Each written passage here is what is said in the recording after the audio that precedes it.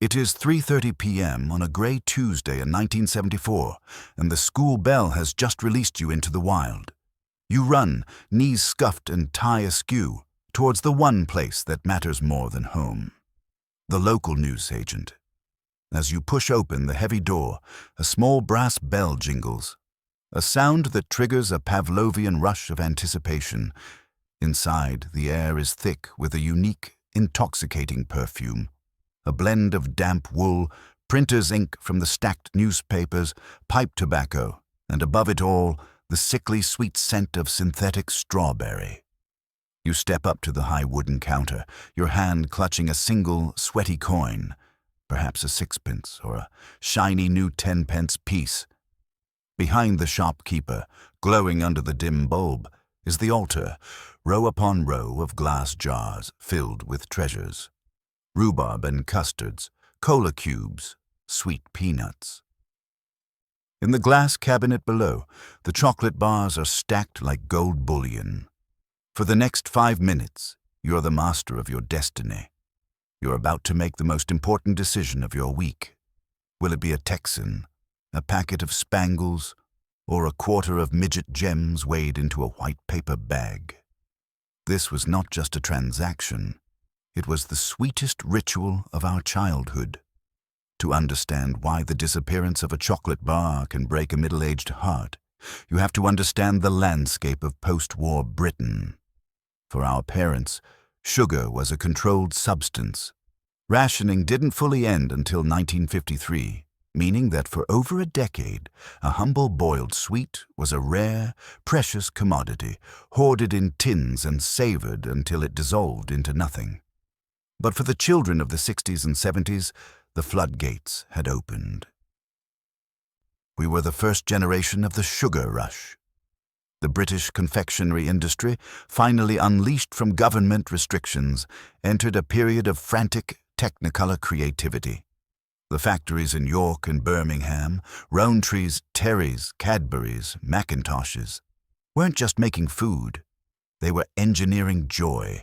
They were the Willy Wonkers of the industrial North, churning out products that were affordable, brightly packaged, and aggressively sugary. The epicenter of this world was the corner shop. In every village, on every estate, and at the end of every terrace, there was a shop window piled high with temptation. It wasn't just a place to buy things. It was a sanctuary. To a child in the 1970s, the sweet shop was a place of independence. It was often the first place you were allowed to go on your own. It was the first place you spent your own money. There was a specific geography to these shops that is lost today. There was the counter, usually chest-high to a 10-year-old, which acted as a border control between you and the goods. You couldn't just grab a bag of jelly babies off a hook. You had to engage with the shopkeeper. You had to ask, "A quarter of bonbons, please." And then the performance began.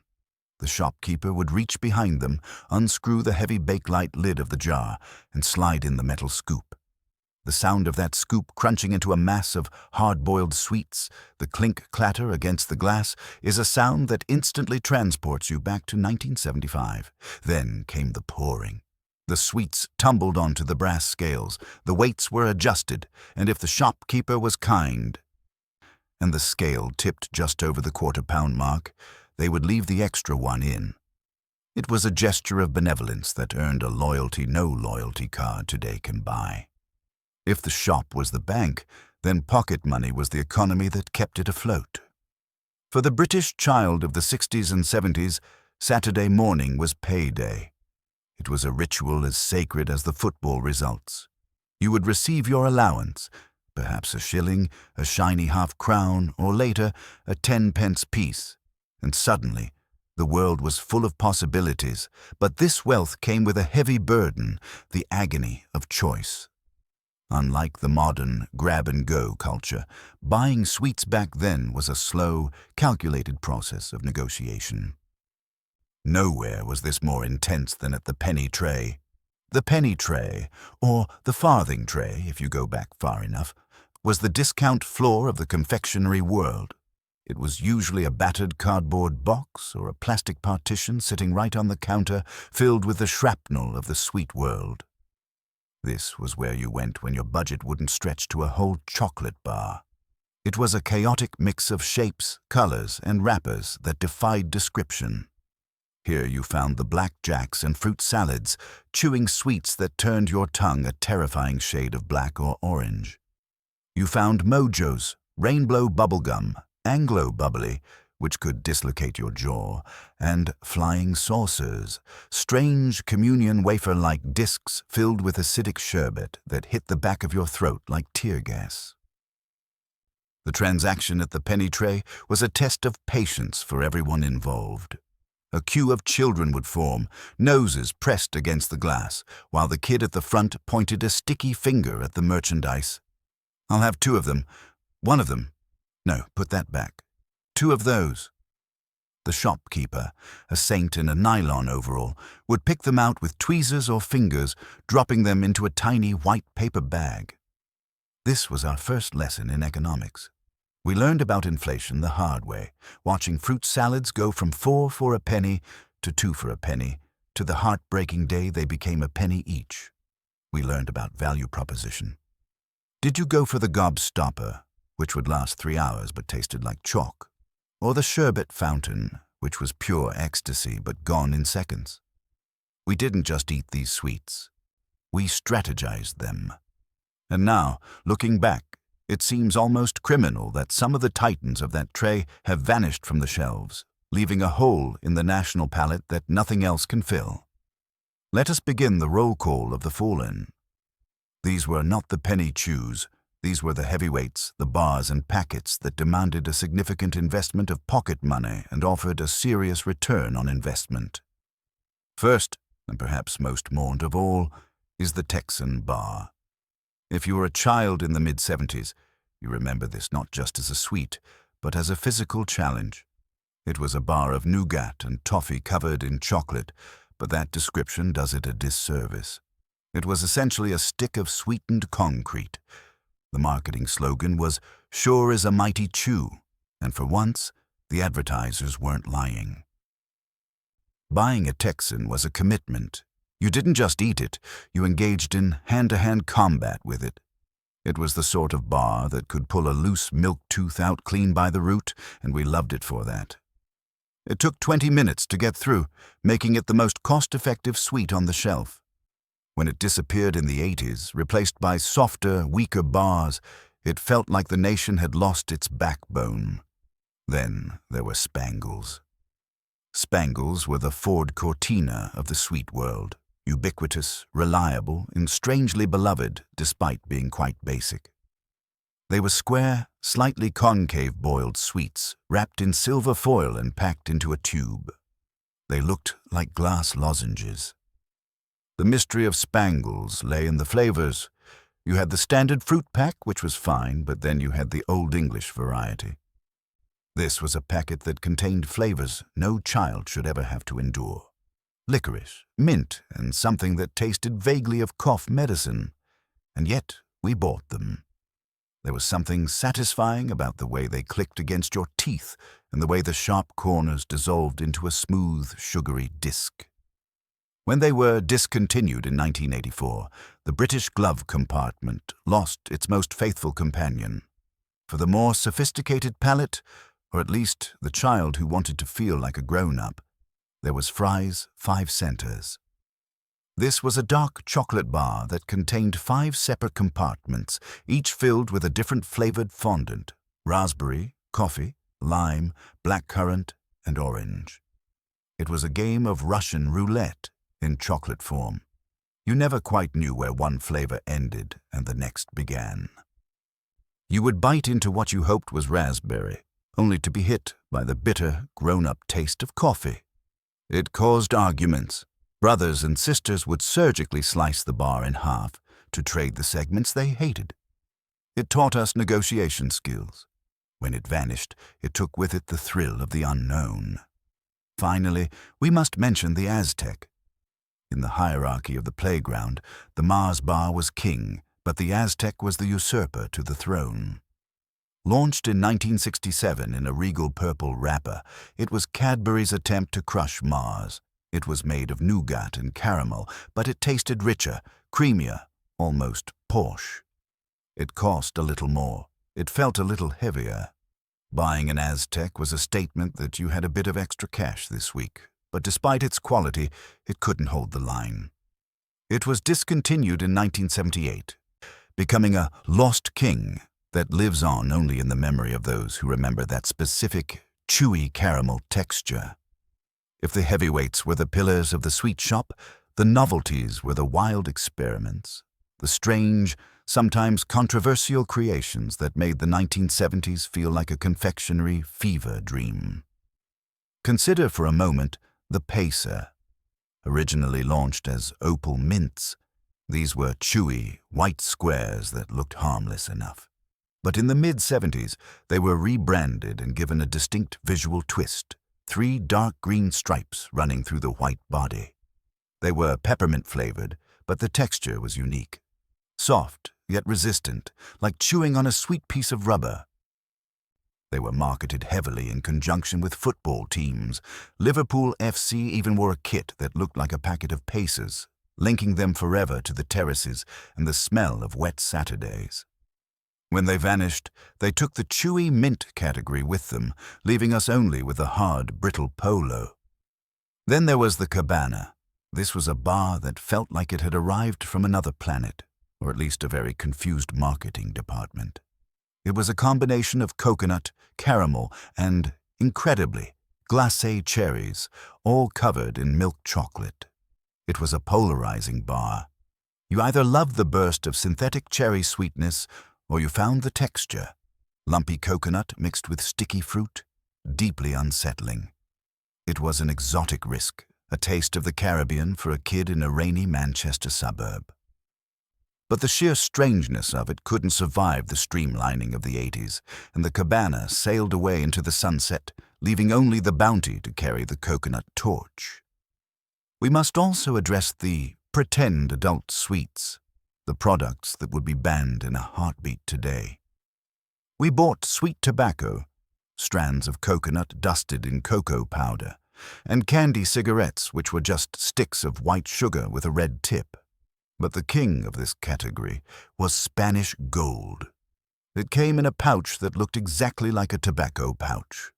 We would stand on the street corner, mimicking our dads, pinching strands of tobacco and chewing them with a look of serious contemplation. It wasn't about the taste, which was dry and dusty. It was about the theater. We were role-playing adulthood, unaware that by the time we actually became adults, the very idea of marketing tobacco to children would be seen as a moral crime. And finally, the most dangerous substance known to the 1970s child, space dust. This wasn't food, it was a chemical weapon. It was a packet of popping candy that, legend had it, could make your stomach explode if you swallowed it with Coke. We believed this rumor entirely, which only made us buy it more. We would pour the granules onto our tongues and stand there, mouths open, listening to the crack snap-pop inside our own heads, feeling the tiny explosions against the roof of our mouths. It was thrilling, it was visceral, and it felt illicit.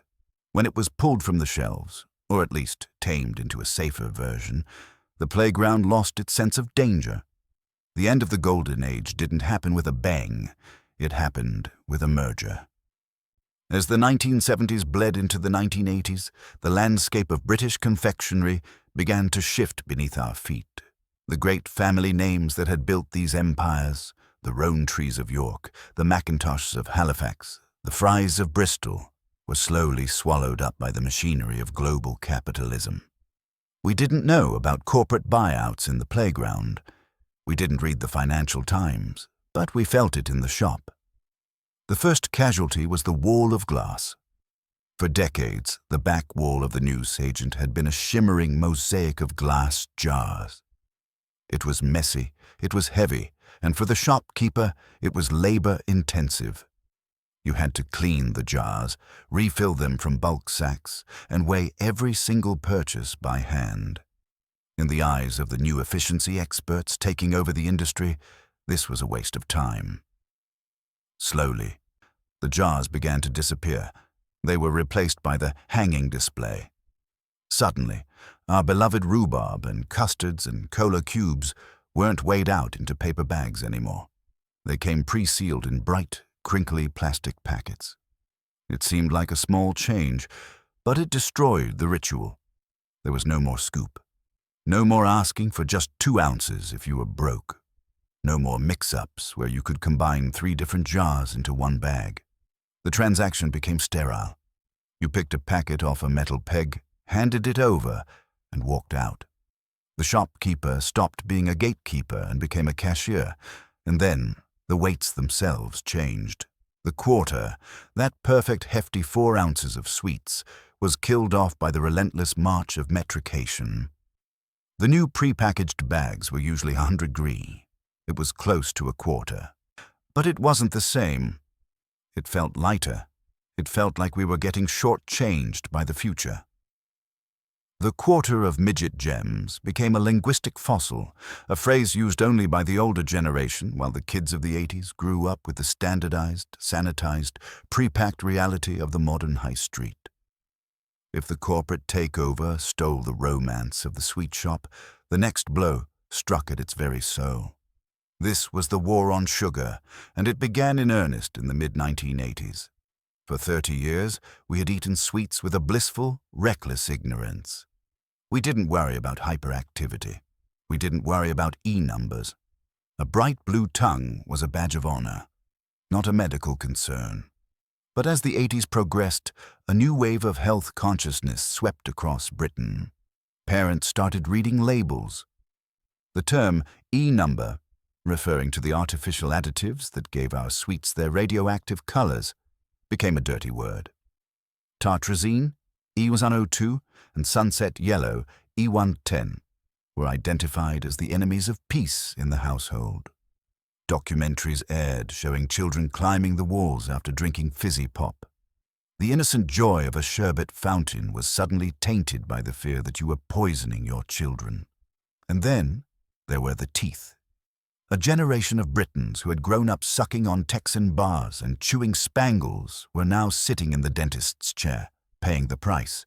The British smile, famous globally for being crooked and filled with amalgam, was under scrutiny. The government launched campaigns. Brush your teeth. Limit sugary snacks. The school tuck shop, once a haven of wagon wheels and fizzy colas, came under attack. The Jamie Oliver revolution was still years away, but the seeds were sown here. The recipes began to change. Manufacturers, terrified of the backlash, started removing the artificial colors. Smarties, which had once been vibrant, chemical-bright jewels, became dull and pastel-colored. They used natural extracts like beetroot and spirulina. They were safer, yes. But let's be honest, they didn't taste the same. The sharp, artificial tang that made a blue Smartie taste blue was gone. The Texan Bar was one of the casualties of this shift. It was deemed too chewy, too damaging to dental work. It was quietly retired. Other bars were shrunk to reduce the calorie count. The king size became the standard, and the standard became the fun size. A Orwellian name for a chocolate bar that was anything but fun. We were being weaned off our addiction, nudged towards fruit and yogurt. The golden age of the sugar rush was officially over, regulated out of existence by a society that had decided safety was more important than the sensory explosion of a 10p mix-up. In the wake of the health crusades and the corporate mergers, we entered the era of the ghost brand. This is the period where the sweets didn't just disappear, they were erased from history. Or worse, mutated into something unrecognizable in a bid for global uniformity. The deepest wound, the one that still festers in the heart of every British person over the age of 40, was inflicted in 1990. This was the year the Marathon Bar died. For decades, the Marathon had been our nutty, chocolatey fuel. The name made sense. It was long, It was packed with peanuts, and it gave you the energy to run a marathon, or at least catch the bus. Then, Mars Inc. decided that having different names in different countries was inefficient. Overnight, the marathon was rebranded as Snickers. To the marketing executives in America, this was a logical tidy-up. To the British public, it was an insult. Snickers sounded ridiculous. It sounded like a giggle. It didn't sound like a hearty working-class chocolate bar. We refused to say it. For years, people would stubbornly ask for a marathon at the newsagent, engaging in a petty act of rebellion against globalization. Then came the Opal Fruits betrayal in 1998. Made to make your mouth water, the jingle went. It was part of the national consciousness, but again, the corporate overlords decreed that they must align with the US market. Opal Fruits became Starburst. The name was aggressive, American, and lacked the gentle, fruity charm of the original. And it wasn't just the names. Every few years, a confectioner will try to cash in on our nostalgia by releasing a limited edition revival of a lost classic. A vintage whisper, a retro Texan, or a classic recipe dairy milk. We rushed to buy them, desperate for a taste of 1975. But the experience is almost always a crushing disappointment. It tastes different, we say, chewing sadly. And we are right, it does taste different. The recipes have been tinkered with. The cocoa butter has been replaced by vegetable fats to save money. The sugar content has been slashed to meet government targets. The size has been rationalized, shrunk. The revival is a hollow victory. It's like meeting an old school friend after 30 years and realizing you have nothing to say to each other. The wrapper might look the same, but the soul of the sweet, that rich, unhealthy, unashamed indulgence of the past, has been value-engineered out of existence. We are left holding a smaller, waxier version of our memories, realizing that you truly can't go back. If the ghost brands were a disappointment, the new arrivals were an invasion force. By the 1990s, the British High Street was undergoing a profound shift. The distinct, slightly eccentric character of our confectionery was being eroded by a neon-bright wave from across the Atlantic. The Americans had arrived. For generations, the British sweet tooth had been built on a foundation of boiled sugar. We liked things hard, sharp, and slow dissolving. Pear drops, sherbet lemons, aniseed balls. These were sweets you had to work at, but the American imports were different. They were softer, sweeter, and aggressively marketed. Skittles arrived, promising us we could taste the rainbow. They were intense, fruity, and addictive, but they lacked the subtlety of a roan tree's fruit pastille. Then came the global dominance of M&Ms. For years, Britain had been a Smarties nation. Smarties were humble. They came in a cardboard tube with a plastic lid that we used as a projectile. M&Ms were brasher. They had a glossy, hard shell and a mascot. They didn't just sit on the shelf, they shouted from it. Slowly, the traditional section of the sweet aisle began to shrink. The jars of floral gums and cherry lips, flavors that were admittedly acquired tastes, smelling faintly of soap and perfume, were pushed to the bottom shelf, gathering dust. They were replaced by nerds, runts, and Jelly Belly beans. This wasn't just a change in taste, it was a change in texture.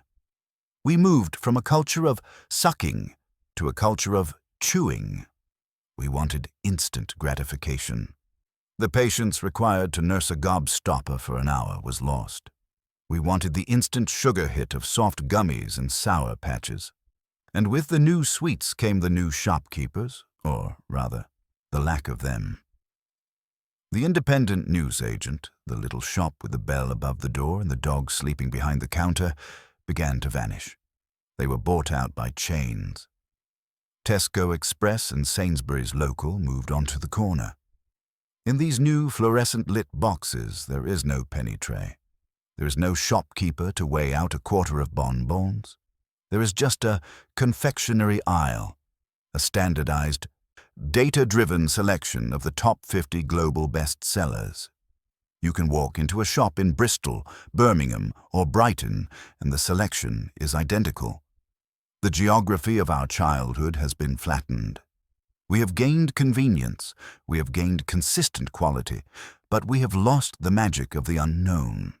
We have traded the dusty, chaotic treasure trove for a tidy, corporate vending machine.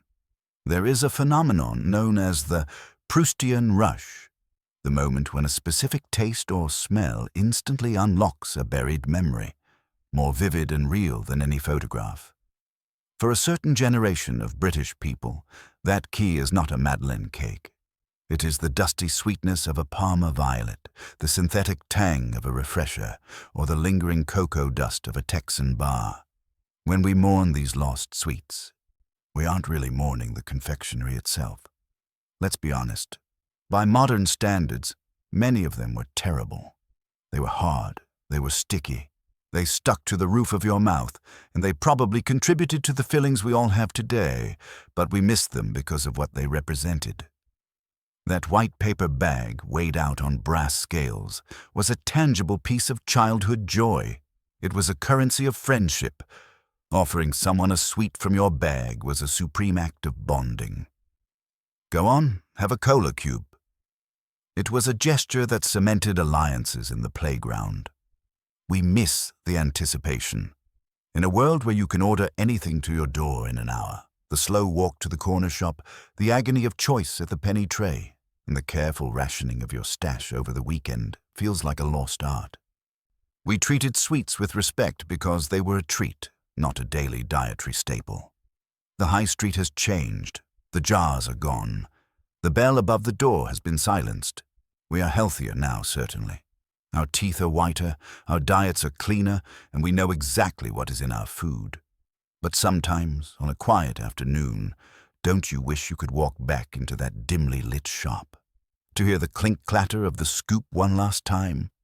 To hand over a 10-pence piece and receive in return a bag of pure, unadulterated magic? The Texan Bar may be gone, and the Spangle may be extinct, but for those of us who were there, the taste remains. It is the taste of a Saturday morning, the taste of freedom, and the taste of a time when the world was a little less serious and a whole lot sweeter.